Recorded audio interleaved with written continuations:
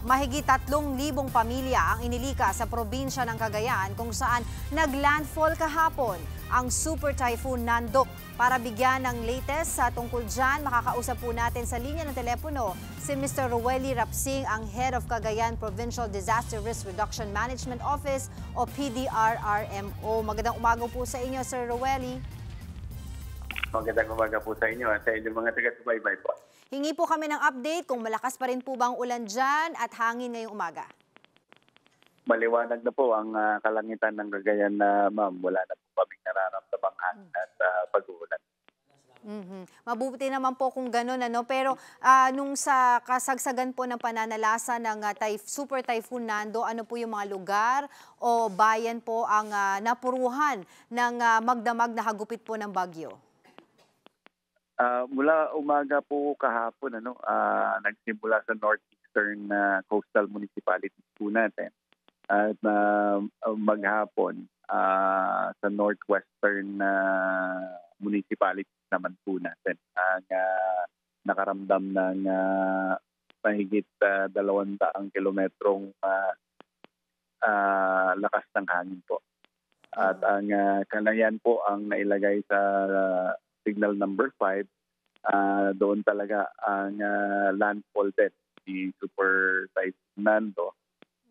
Although yun yung mga naitaas sa signal number 4 at 5, the rest of the province, signal number 3, malakas pa rin ang naramdaman namin ngayon, halos 100 kilometers per hour po.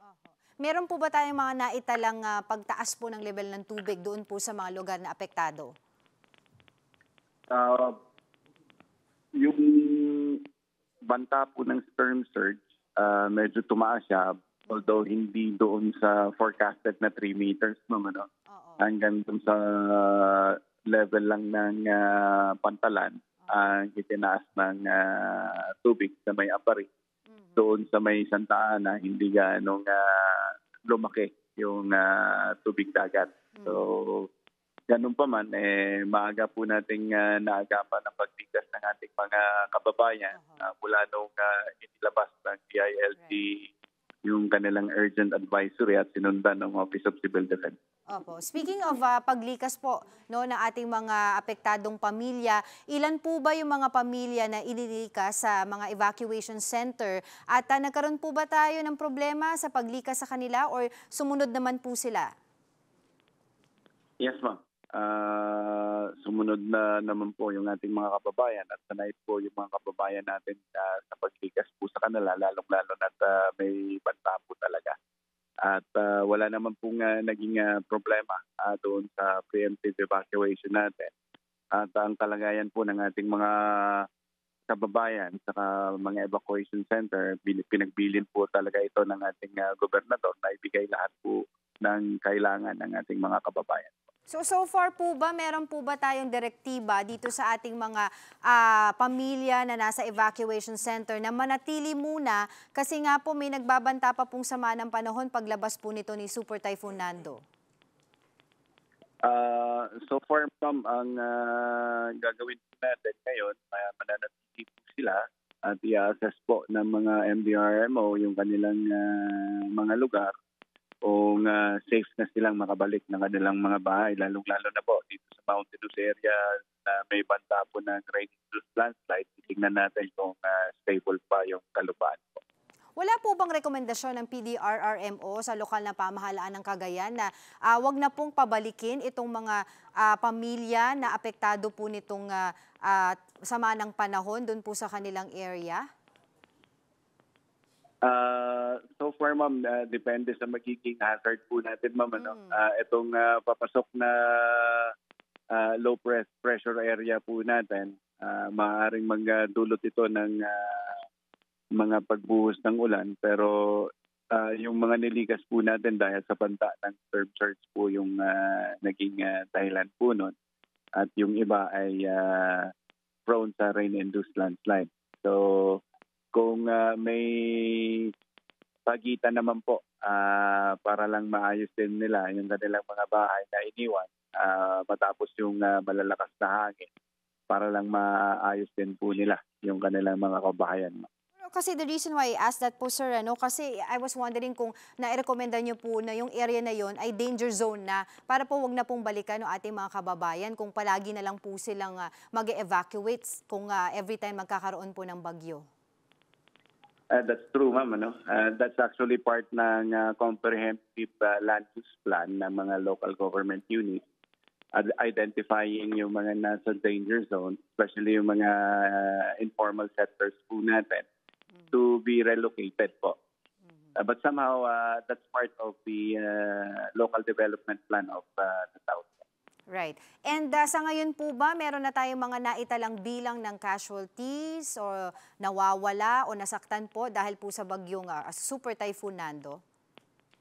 Zero casualty po tayo dito sa Cagayan. That's good to know, sir. And so far po, sapat na po ba ang naging paghahanda ng probinsya sa Super Typhoon Nando? Meron pa po ba mga pangangailangan ngayon ng ating mga residente sa nasa evacuation center? As to food relief, marami po kami niyan, ma'am.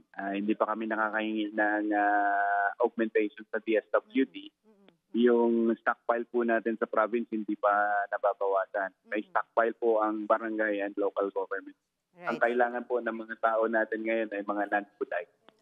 Okay. So, ito pong mga non-food item na ito ay hinihingi niyo po ba po sa lokal na gobyerno or sa national government na?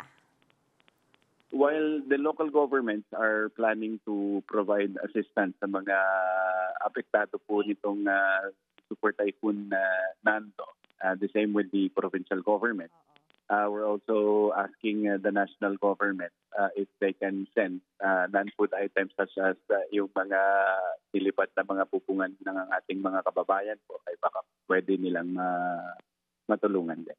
Ay, Mr. Rueli, pahabol na lang po pala, yung paano po yung mga lugar po natin dyan sa Cagayan na apektado nga po nitong Super Typhoon Nando? Meron po bang kailangan gawin na clearing operations ngayon? May mga daanan po ba na hindi na madaanan so far?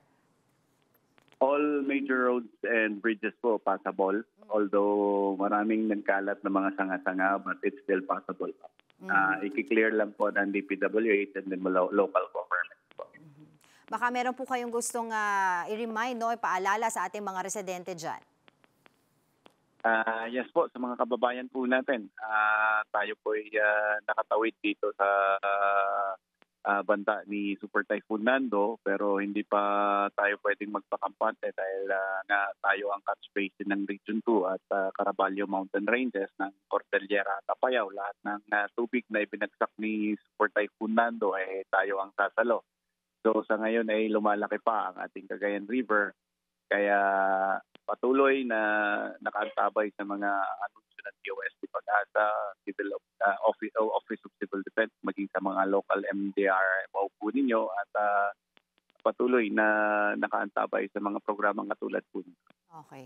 So, hangad po namin ng agarang rekomendasyon po ng PDRRMO dun po sa mga danger zones natin dyan sa Cagayan para hindi na po paulit-ulit yung paglikas sa ating mga residente. Maraming salamat po sa inyong oras. Cagayan PDRRMO Head, Roeli Rapsing.